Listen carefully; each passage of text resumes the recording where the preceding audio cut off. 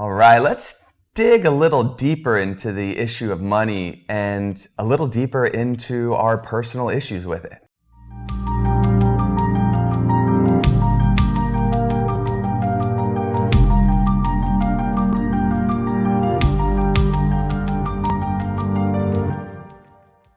I am so not excited for this one today. So last episode, we got to talk a little bit about money on my side, my issues, and what growing up in a family of six siblings, and then mom and dad, but basically mom raising us. How you're so incredibly crazy. Yeah, totally crazy.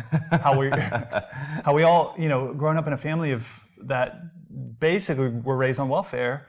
My mom taking care of 6 kids, and then it's just the struggle of it. And now more importantly than that, is the patterning, the issues that creates as you're being raised in that way, and how that affects your future self. So we got to dive deep on my stuff last time. So we're gonna flip the script, and I'm gonna interview. All right, Chris. that's it. Great show today, John. Let's move on. We are going to flip it and throw it back at Chris a little bit, because what we talked about last time, one of the fascinating things is that Chris and I are 4 years apart, and we grew up in the same family, but how what I saw being 4 years older created the patterns in me in a certain way, and what Chris experienced, same exact experiences, but just being 4 years younger, created similar and different patterns in him. So the way it gets interpreted, you're like at 4 years, especially when you're younger, 4 years is like an ocean of difference in your cognitive ability, how you're seeing things, why you're seeing things, and so as you experience, so we say we experience the same thing, but really we didn't experience the same thing, because the way we interpret those experiences were totally different, which is so fascinating. Yeah. So let's dig in. Let's jump in. You ready for this, Chris? No, I'm not.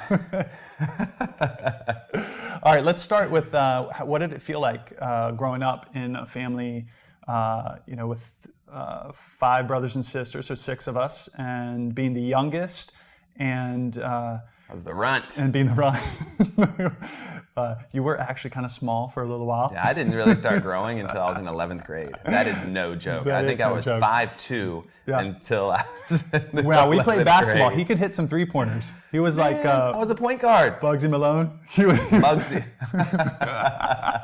He was the little guy on the outside, boom, nailing the 3-pointers.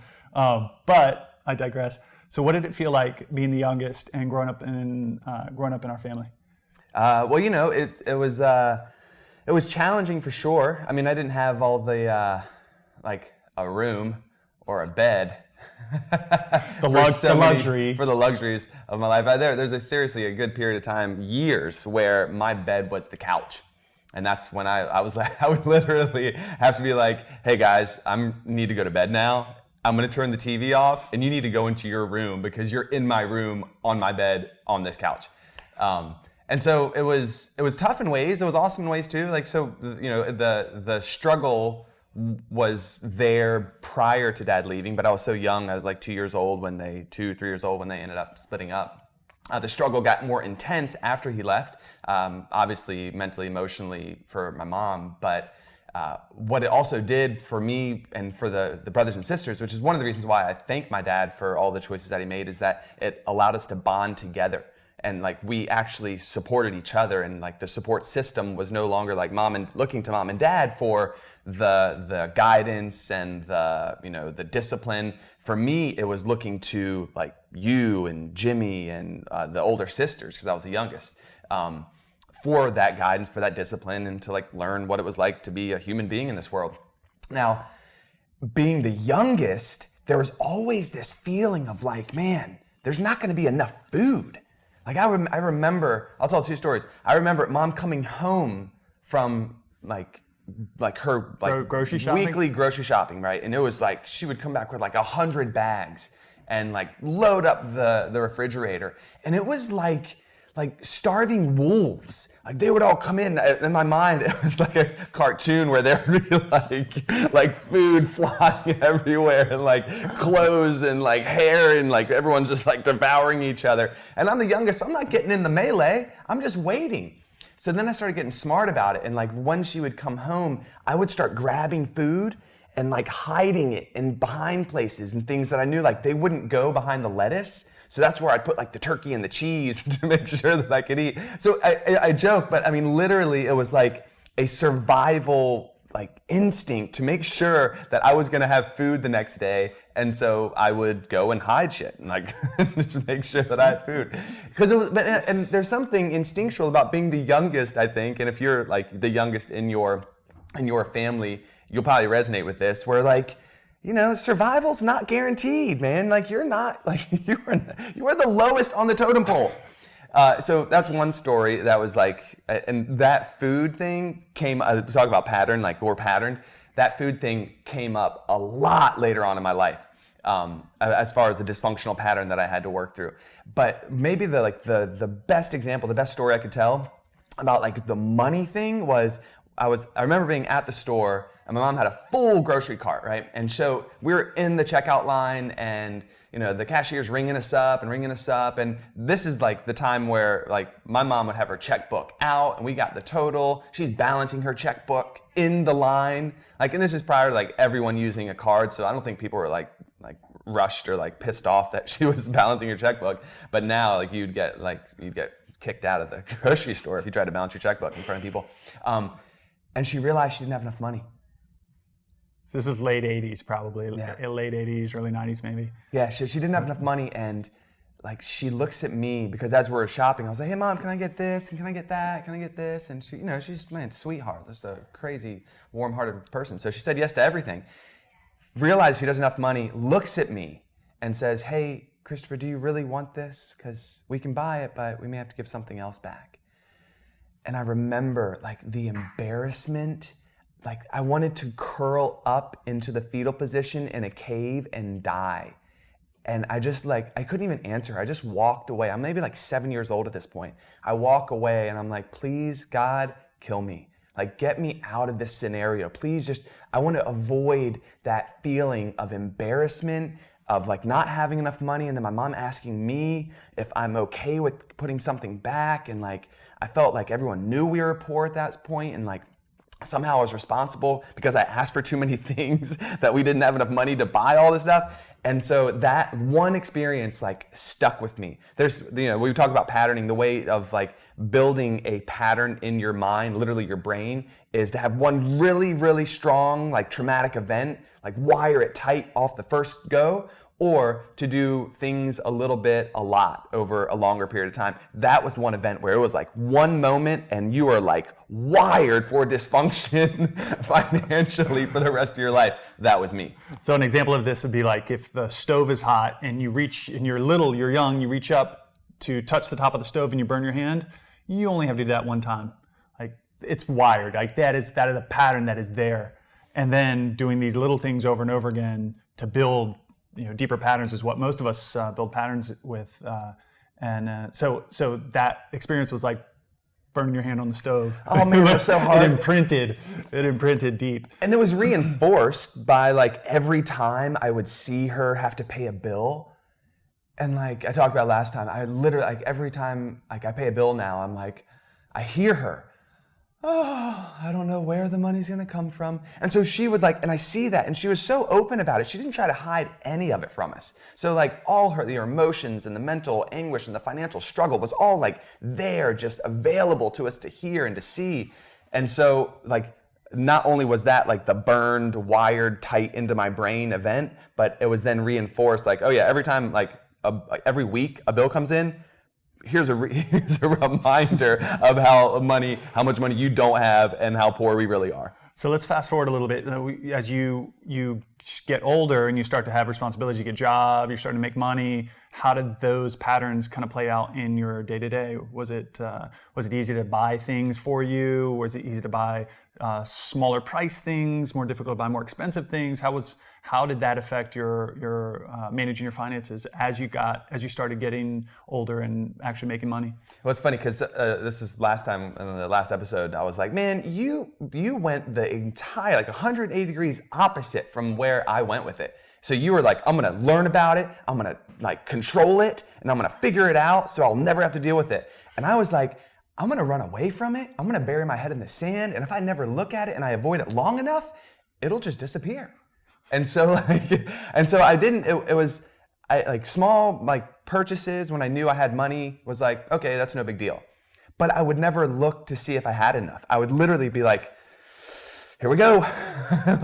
Bigger purchases, I knew I had to I couldn't bounce a check. I couldn't, but I didn't really I knew generally how much money I had, but specific expenses and income and what was going out, what was coming in, I willfully disregarded it. I didn't want to look at it. I didn't want to experience it. I didn't want to know, because if I didn't know, then I wouldn't have to deal with the reality of how little I had or how tight finances actually were. So I was like, if I don't learn about it, then I'm just as good as I am now.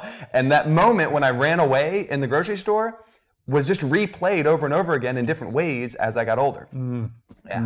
Yeah, it's funny. I never really thought about that until now. But that literally was the representation of how I responded for the rest of my life was burned and wired in the grocery store as I was 7 years old. And when we talk about this, it's when I decided to dive deep, I didn't all of a sudden start studying finance books and the art of making money or how to invest. I just was how the hell do you just budget money? Yeah. How do people budget their money? What are good strategies to budget money?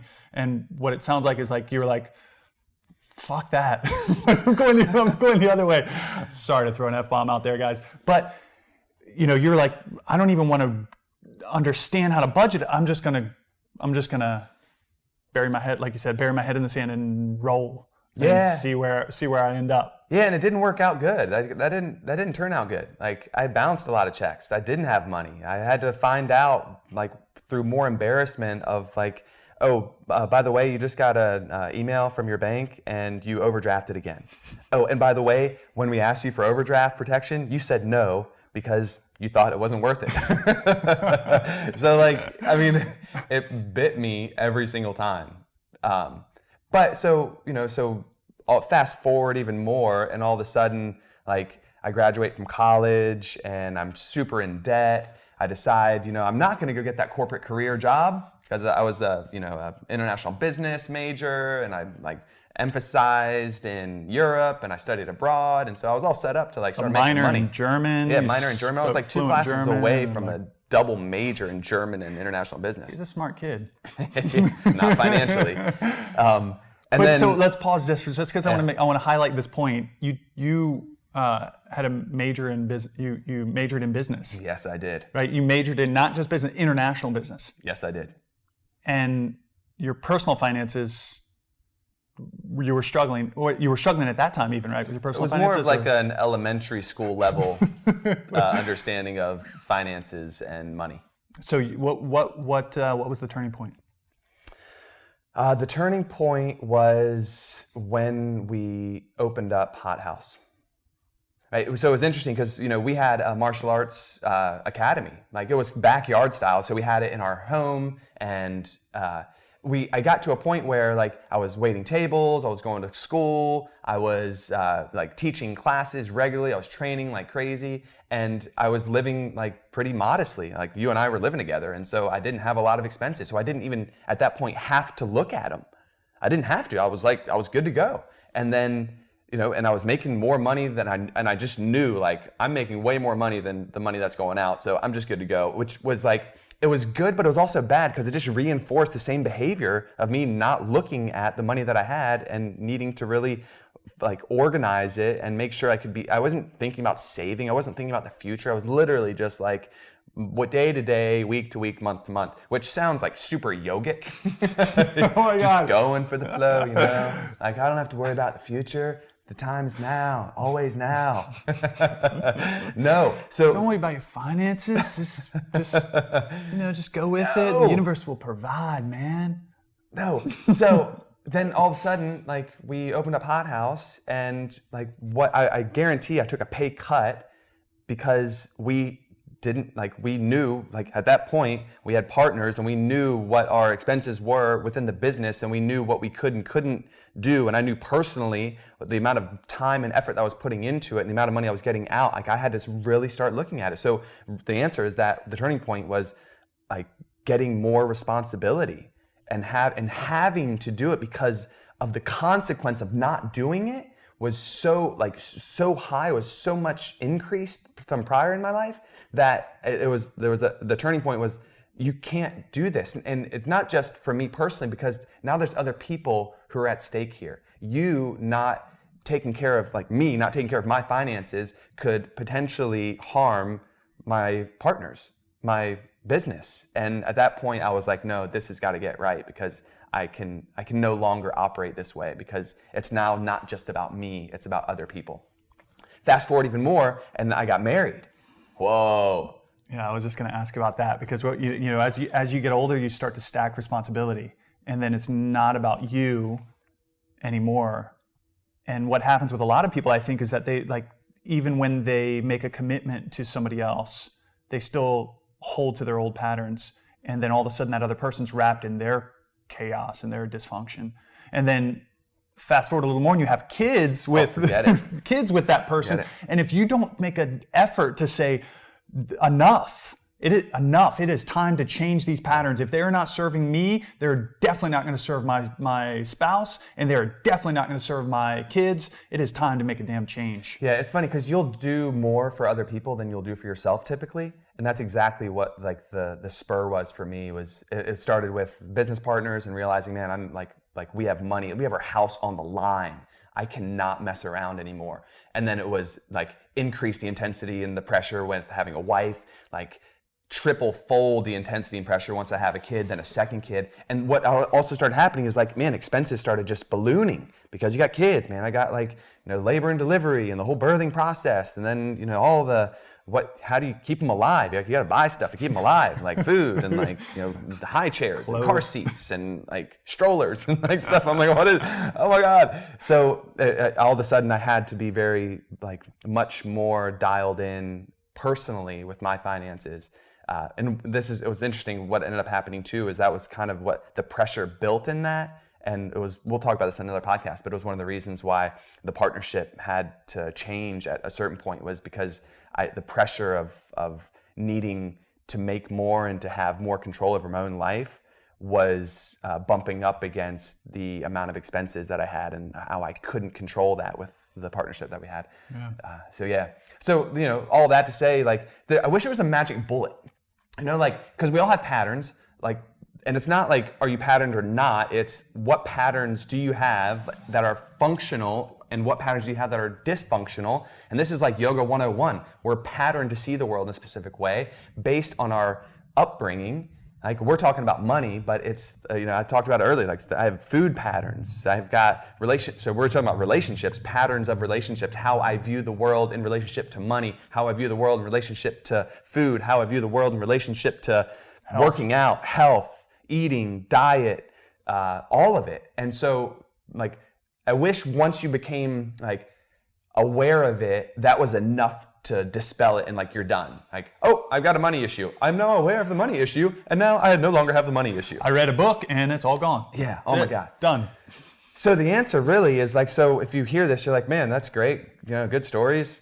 Now what? Like, who cares? Is, like, this is, like, when I say Yoga 101, it's, you know, what meditation does for you, what yoga design. Like, I say meditation because that's yoga, and yoga asana, which is a supplement to meditation. And what that does for you is it gives you one awareness. I can now be aware and conscious of my patterns that don't serve me, that feeling that comes up when I have to pay a bill, that feeling that comes up when it's tax season, the feeling that comes up when I know I'm getting paid and I'm not sure how much money we have, and, like, I need to look at it and be proactive about it. That awareness is first. The impulse of feeling a certain way, for me, the impulse of wanting to run away and bury my head again, like, no, that can't work. My life doesn't support that anymore. And so that impulse control is the desire to feel that and to do that, to act on it and to not, right? So I have the awareness, I have the impulse control, and that ability to not act on it is how we start changing behaviors, how we start changing habits. Yeah.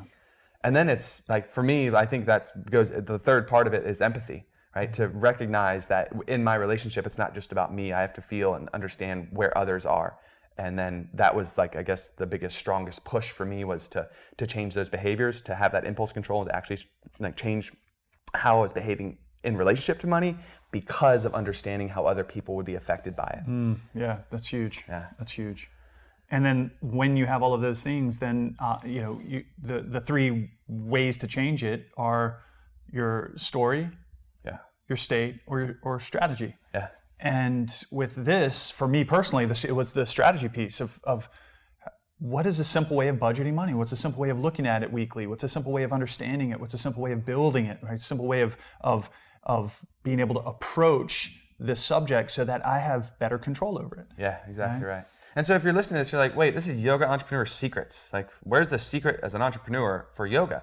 Well, the secret as a yoga entrepreneur is you're patterned. Yeah. And we're going to talk about it in the next episode about money specifically, about how you view money, and that vantage point, that viewpoint of money is a pattern of thinking it's evil or thinking it's wonderful or thinking whatever it is, like, and it's affecting the decisions you make as an entrepreneur, basing it your like services, and the price you charge for your services is going to be a reflection of the pattern that you have around money. And this is what we'll talk about later. We want to tell our stories behind it because it's important for you to understand, like, man, where we are now, like, if you look at our circumstances, we shouldn't be here, right? I should be like dying slowly in a trailer, worried about by the river. Oh my God.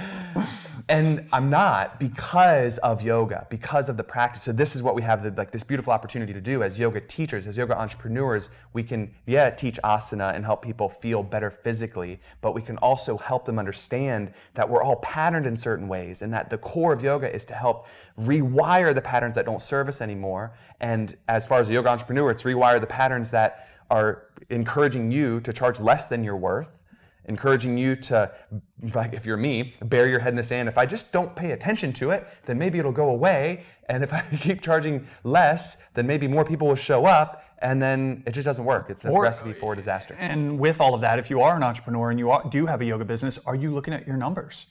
Are you flying blind, or are you looking at your numbers?